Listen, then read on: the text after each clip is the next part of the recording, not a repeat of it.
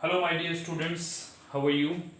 I hope you all are happy and healthy and enjoying your life. चलिए आज का session शुरू करते हैं और आज की जो क्लास है वो बहुत इंपॉर्टेंट है। ये पिछले ग्राम स्टीव के एग्जाम में ये पेपर आया हुआ था। ये इंग्लिश का पार्ट 6 क्वेश्चंस आए हुए थे और याद इनको ये देखना है, इनको याद करना है, इनको समझना है। याद तो क्या करना है, समझना है एक्चुअली। और जो याद करने की चीज़ें उनको याद भी करना है, तो उनको समझना है, याद करना है। कि कई बार होता है कि पिछले जो क्वेश्चंस होते हैं वही कहीं ना कहीं रिवाइज हो जाते हैं। और इसमें भी अगर हम देखेंगे तो जो हमने पिछले 4-5 क्वेश्चन पेपर जो किए हैं उन्हीं में से एक दो क्वेश्चन यहाँ पर रिवाइज हो रहा है। ठीक है, उन्हीं में से एक दो क्वेश्चन यहाँ पर रिवाइज हो रहा है। तो इसीलिए ये जरूरी है कि मेरे भाई आप हर एक पिछले एग्जाम की प्रैक्टिस करें और इंग्लिश का पार्ट आप बिल्कुल बेफिक्र होकर के यहाँ लगे रहें। यहाँ पर मैं सारी चीज़ें क्लियर करवा कर देने वाला हूँ आपको। और वो कहते हैं ना भाई, जो जिसने देखा, जिसने सीखा चीज़ों को, वो अगर गवर्नमेंट मोहर लगवा गया तो भाई मतलब के मजे हो गए यार। ठीक है ना, तो गवर्नमेंट मोहर लगवानी है तो पिछले के जितने भी सारे के सारे एग्जाम है सबको रिवाइज करो मेरे भाई, सबको पढ़ो, सबको देखो, बिल्कुल भी इग्नोरेंस नहीं, फ्री मत बैठो मेरे भाई, फ्री मत बैठो। ठीक है, चलिए तो देख लेते हैं एक बार ये क्वेश्चंस। और ये 6 क्वेश्चंस हैं, तो क्वेश्चंस को पढ़ते हैं। Choose the one word substitutions for the following group of words. Anything which destroys the effect of poison. Poison का इफेक्ट खत्म कर देने वाली जो चीज होती है उसको क्या बोलते हैं? उसको बोलते हैं सेरेमाइसिन, सेरेमाइसिन बोलते हैं, एंटीसेप्टिक बोलते हैं, सीरम बोलते हैं या एंटीडॉट बोलते हैं, क्या बोलते हैं? तो ये एक क्वेश्चन है फर्स्ट वाला। सेकंड है डू नॉट, इसमें फिल इन द ब्लैंक्स है। Do not fill in the blanks है। फिर your voice here, this is a library. तो आपको अपनी आवाज को उठाना नहीं है क्योंकि एक लाइब्रेरी है। तो क्या क्या राइज नहीं करना, रेज नहीं करना, राइज नहीं करना या रेस नहीं करना, क्या नहीं करना है? तो यहाँ पर आपको एक टिक, एक ऑप्शन पर टिक करना है। ठीक है my dear students. Question number 3 है एंड फिर ब्लैंक है man is sure to be successful. तो एक आदमी जो कैसा होगा, ये इंडस्ट्रियस है। इंडस्ट्रियस की स्पेलिंग आपको बतानी है। ठीक है, और इंडस्ट्रियस का मतलब होता है हार्ड वर्किंग। हार्ड वर्किंग, बहुत मेहनती इंसान के लिए ये वर्ड यूज होता है इंडस्ट्रियस। ठीक है, क्वेश्चन नंबर 4 है टिक द करेक्ट सिनोनिम्स। बिल्कुल करेक्ट सिनोनिम को आपने टिक करना है। ही सो द बिविल्डर्ड, तो बिविल्डर्ड अंडरलाइन है और उसी का आपको सिनोनिम बताना है।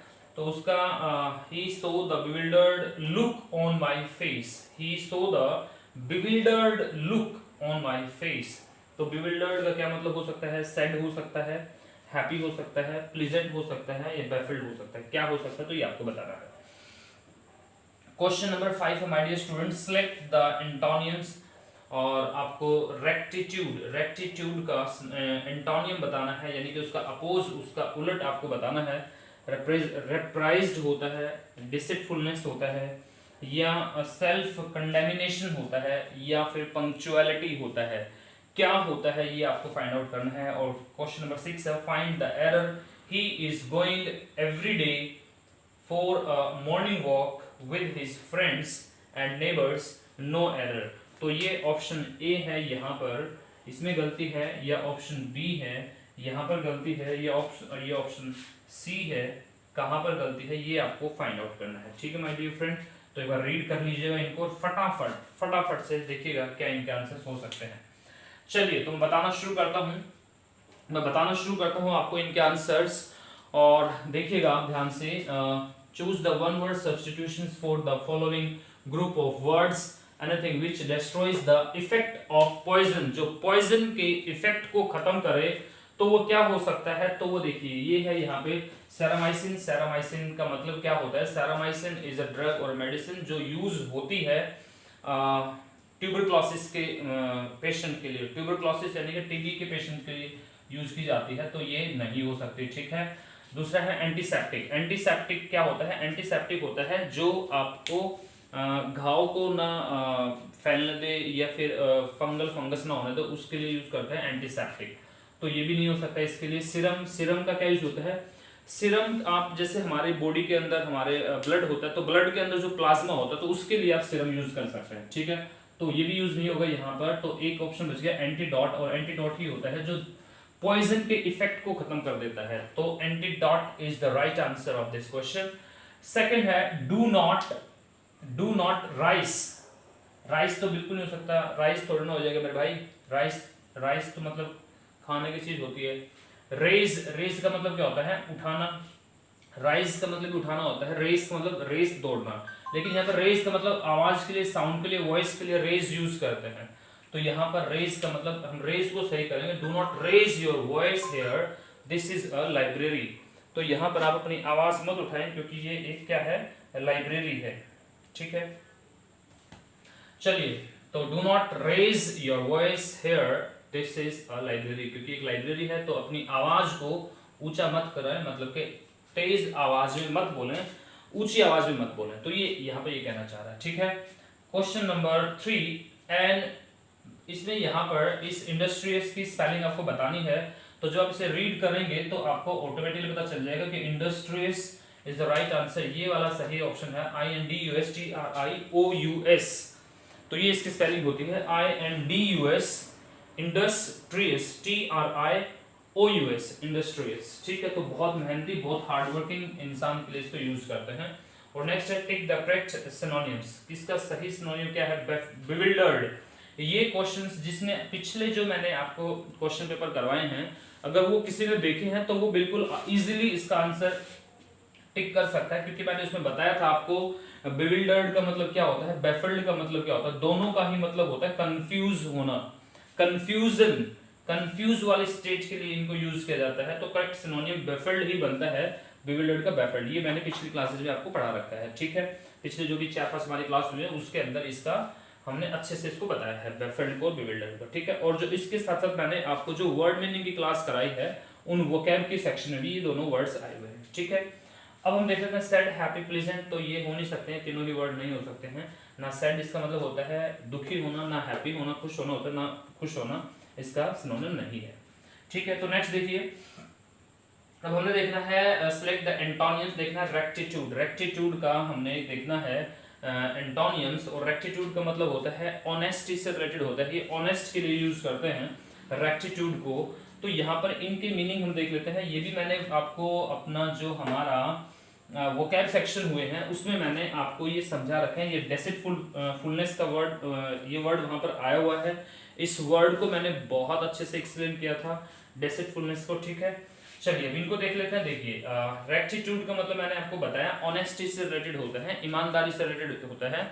ऑनेस्ट, ईमानदारी के लिए यूज करता है रेक्टिट्यूड। ठीक है, अब उससे आगे देखना है रेप्राइजल। तो रेप्राइजल क्या होता है, रेप्राइजल होता है मतलब कि अपना बदला लेना। ठीक है, प्रतिशोध, अपना बदला लेना, रिवेंज लेना। ठीक है, तो रिवेंज के लिए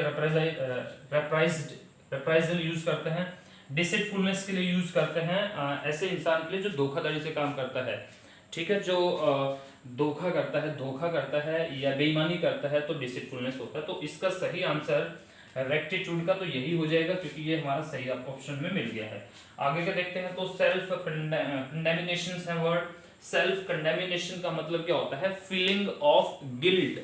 जब आप कोई गलत काम कर देते हैं और गलत काम करने के बाद में जब आपको आप उस काम को लेकर के रिपेंट करते हैं। रिपेंट का मतलब क्या होता है, पछतावा होना। जब आपको पछतावा होता है, जब आप रिपेंट करते हैं, तो उस रिपेंट वाली सिचुएशन में तो आपको बड़ा गिल्ट फील होता है, बड़ा बेकार फील होता है, यार सोचते यार गलत कर दिया, मैंने बहुत गलत कर दिया। तो उस वाली सिचुएशन को बोलते हैं सेल्फ कंडेमिनेशन।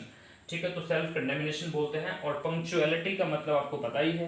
पंक्चुअलिटी का मतलब क्या होता है, बिल्कुल टाइम का पाबंद, रूल रेगुलेशंस को फॉलो करने वाला, तो उसे पंक्चुअलिटी बोलते हैं। ठीक है, तो ये हमारे वर्ड थे और इसमें हमने देखा कि deceitfulness is the right answer for this.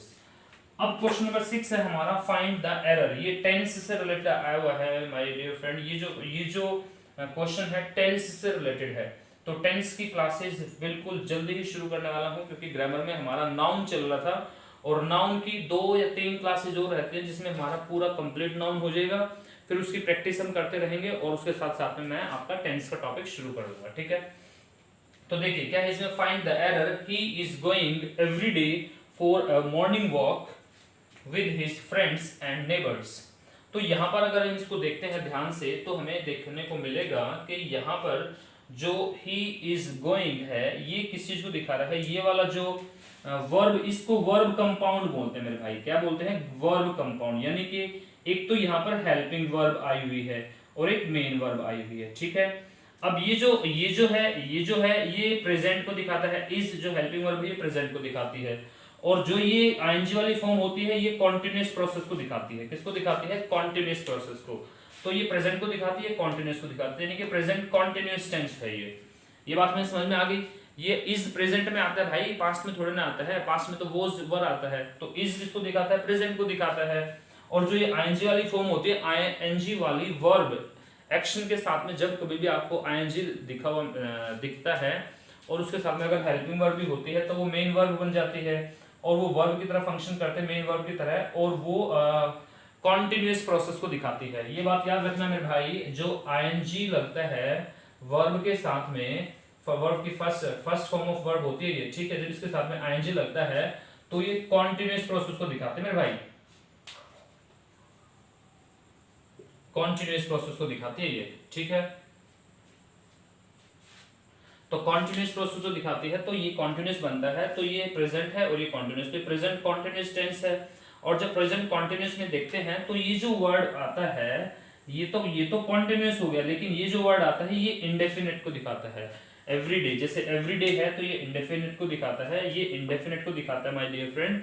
तो यानी कि यहाँ पर गलत हो गया, ये तो कॉन्टिन्यूअस को दिखा रहा है और ये इंडेफिनिट टेंस को दिखा रहा है, तो दोनों एक साथ में तो नहीं आ सकते भाई। कॉन्टिन्यूअस और इंडेफिनिट दोनों साथ इंडेफिनिट टेंस इकट्ठे थोड़ी ना आ सकते हैं मेरे भाई। तो यहाँ पर ही गलत हो गया ये फर्स्ट ऑप्शन यानी कि ऑप्शन ए ही गलत है, and this is the right, यानी कि ऑप्शन ए गलत है और सब ठीक है, ठीक है माय डियर स्टूडेंट्स। तो ये था हमारा पेपर जो हमने डिस्कस किया, बहुत इजी था और कुछ जो चीजें हमने देखी जो हमारी वोकैब पे डिपेंड करते हैं। तो माय डियर स्टूडेंट्स, जो मैं वोकैब की आपकी क्लास लेता हूँ उनको किसी को भी स्किप ना करें, हर एक क्लास को देखें, क्योंकि जो उसमें मैं वर्ड लेके आता हूँ, जो वर्ड मैं आपको पढ़ाता हूँ, वो सारे के सारे कहीं ना कहीं से पिछले एग्जाम से ही होते हैं, पिछले एग्जाम से रिलेटेड होते हैं। कोई किसी एग्जाम में आया हुआ तो कोई किसी एग्जाम में आया हुआ होता है। अभी जो मैं यहाँ पर आपको पढ़ा रहा हूँ ये मैंने आपको 60, 70, 80 के करीब ये पूरे के पूरे मैंने आपको क्वेश्चन पेपर सोल्व करके देने हैं। तो सारे 80, 70 जो भी मैं करवाने वाला हूँ, 70, 80, 90 जो भी होंगे, तो सारे के सारे आपको देखने हैं, अच्छे से समझना है और उनकी प्रैक्टिस करनी बार बार। तो कहीं ना कहीं हमारे 3-4 क्वेश्चन तो इन्हीं में से आ जाएंगे, ठीक है ना, बल्कि ज्यादा क्वेश्चन तो हमारे इन्हीं में से आ जाएंगे, क्योंकि यही तो क्वेश्चन रिपीट होते हैं कहीं ना कहीं, ठीक है माय डियर स्टूडेंट्स। तो मैं हर बार ये कहता हूँ कि चीज़ों को अगर आपको पसंद आते हैं तो लाइक करें, शेयर करें और अपने दोस्तों तक पहुँचाएं चीज़ों को, क्योंकि होता ना कर भला हो भला, अगर आप किसी का भला करेंगे तो आपका भला होगा, और यही सब कुछ है। तो चीज़ों को शेयर करें, पहुँचाएं लोगों तक, सब्सक्राइब करें, ठीक है माय डियर फ्रेंड। तो चलिए ये हमारा इसका आपको अगर किसी को स्क्रीनशॉट लेना है तो स्क्रीनशॉट ले सकता है, ठीक है। चलिए माय डियर स्टूडेंट्स, तो this is all for the day, और मिलते हैं कल एक नए क्वेश्चन पेपर के साथ में। तब तक के लिए bye bye, have a nice day, enjoy, take care my dear students.